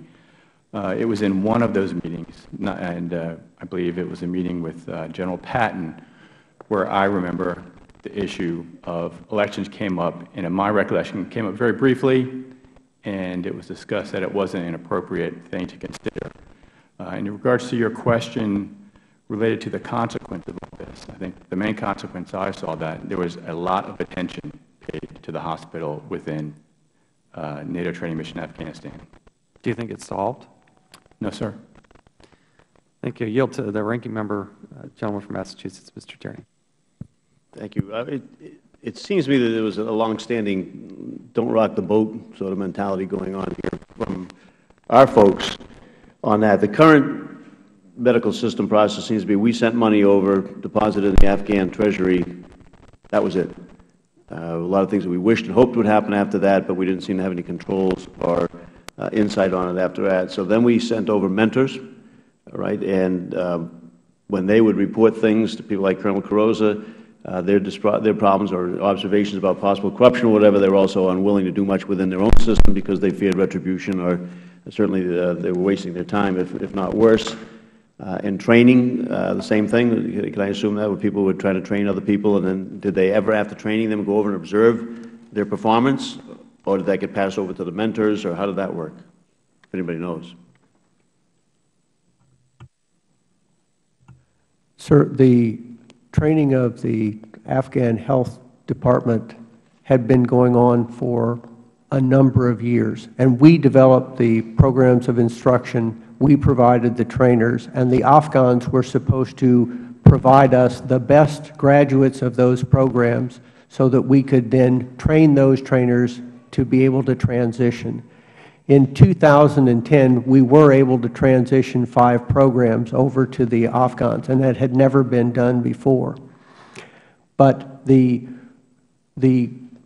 utilization of the graduates of those programs within the Afghan system was entirely a patronage type of affair, and failing to meet whatever the familial or tribal requirements, or in many cases monetary requirements were, you didn't get the job that actually needed to be filled by the personnel that we spent money and years training.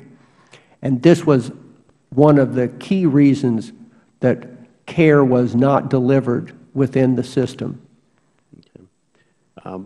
I think you gentlemen have painted a pretty clear picture, and I appreciate it. And again, it's with respect to the health operation over there, but we've seen it in trucking, we've seen it in oil, we've seen it in food, and I frankly have seen enough of it, and I suspect the Chairman and others may have as well.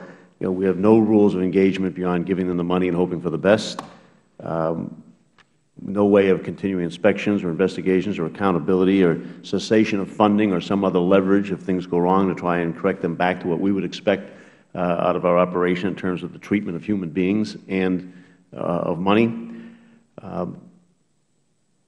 I think, we may, Mr. Chairman, I don't know if you want to go to the full committee or stay within the confines of the subcommittee on here, but I think we've got to look at the structure here. What's missing when obviously the investments that we're making in terms of policy and money and personnel are not getting the results that are sought, and why we don't have any mechanisms for reports, to call attention to this and then to be acted upon on that basis. We have not just specific instances of a contract that wasn't properly written, but of a policy that's gone awry. When people complain about the systemic violations or problems within it, no way to compel action on that. It seems to be the attitude of, well, I'm not going to rock that boat. I'm just a general here for whatever time I'm here for, a colonel or whatever all the way down the line. I'm just going to get in here and get out, and I don't want all the problems of policy associated with that. We've got to somehow try to find out where that's gone awry or whatever and move forward and see whether or not something like the Contingency Inspector General is part of the solution or all of the solution. I suspect it's not all of the solution, but where we might go from there. So I want to thank the Chairman for having this hearing. I want to thank all of you again for your testimony on that. You're certainly courageous to come forward, and I think it's what we expect of our military, but on the other hand, we don't always see it. And so we appreciate the frankness and the willingness to come forward, and what I know is a difficult thing for you to do, but we appreciate it. And I'm hoping that we can work with the Chairman here to do something about it, because it's a much larger question than this one instance on that. I mean, the suffering is horrendous, and it's important, and we have to get the result of that, and the pharmaceuticals are obviously something we have to clean up. But this is a mindset, and this is a policy issue that's been going on now for more than 10 years. And we need to get to the bottom of it, and we'll work with you, Mr. Chairman, on that. Thank you. Thank you. I do appreciate the bipartisan way and the passion that Mr. Tierney brings to these issues of corruption and just good government in general. I'm going to give you each a moment or two, a minute or two, whatever you'd like, to offer suggestions and insight. But before I do that, I need to go through something specific here with Colonel Geller. We're going to put up on the screen here. October 13th, 2011, Chairman Issa and I sent a letter to the Defense Department requesting documents and information regarding the Daywood National Military Hospital.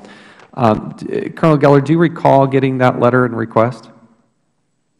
I believe you were in Afghanistan when the request came through. The October 13th request I received through U.S. forces, Afghanistan. And you were asked with creating a timeline and description of events, which I believe we have up here, and I recognize it's very difficult to see from where you're sitting, but my understanding is that this was your response. It was something like 25 pages in length, but that was your response. That is correct. What happened to the memorandum for the record after you completed it? I don't know, sir. You're aware that the Defense Department produced a different document to this committee, correct? Yes. The Council provided me that and requested whether or not I had ever seen it before, which I answered negative. The Department of Defense told this committee that you were, quote, involved in the drafting of this response, end quote. Would you consider that to be accurate? The only involvement I had was writing this 25-page report. I noted in the document provided by Mr. Alexander that you have up that there are some statements lifted out of my 25-page document, but I did not produce this document. You didn't review the final draft? You weren't? No, sir. You didn't get to proofread it? They didn't ask you for your input or anything else? No, sir. So you didn't.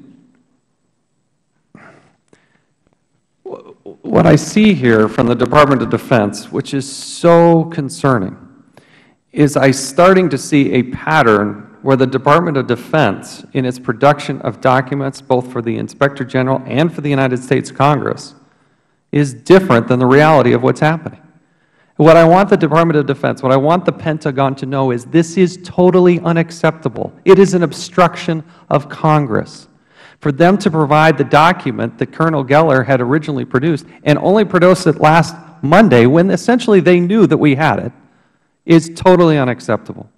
In writing, by direction to the troops on the ground and in Afghanistan, for them to suggest as a matter of policy that they're going to destroy documents is not going to be tolerated. It is not going to be tolerated. They have a duty and an obligation to provide to Congress the documents that we demand.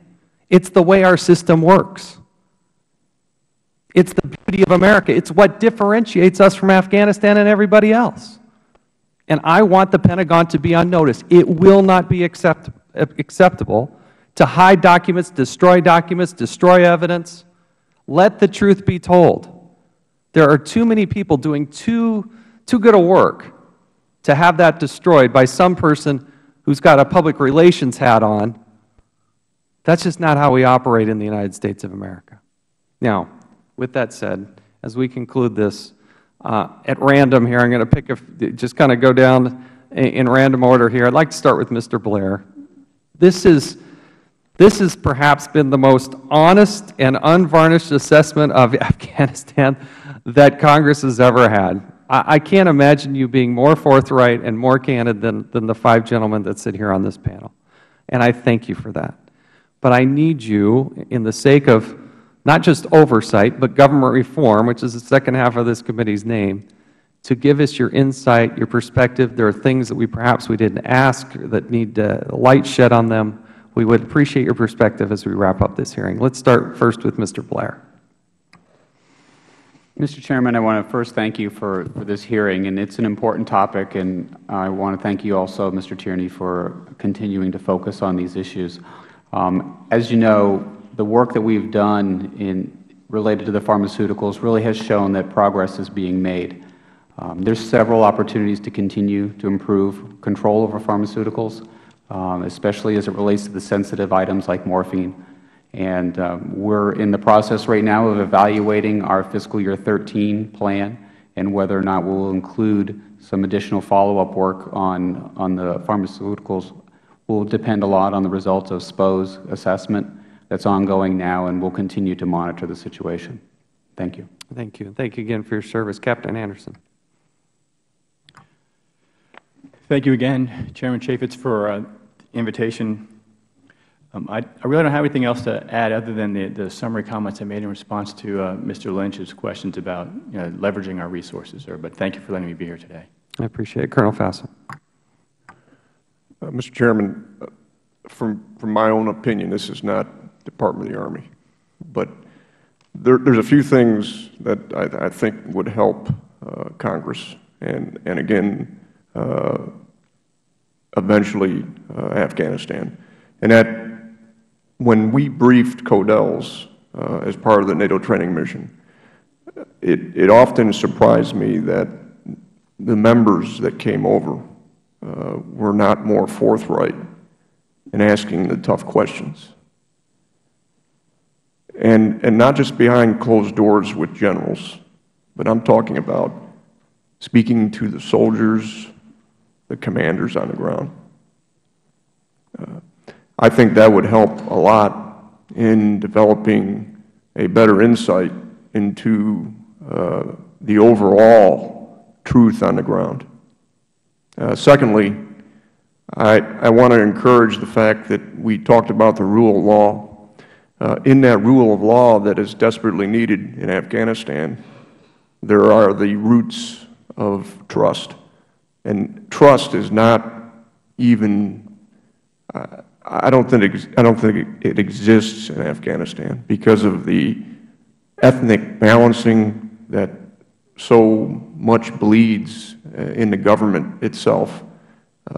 Nobody wants to work with one another, and nobody trusts each other. So how can good governance and the building of a legitimate central government take place if you have that? So those are things that you can't change on a timeline.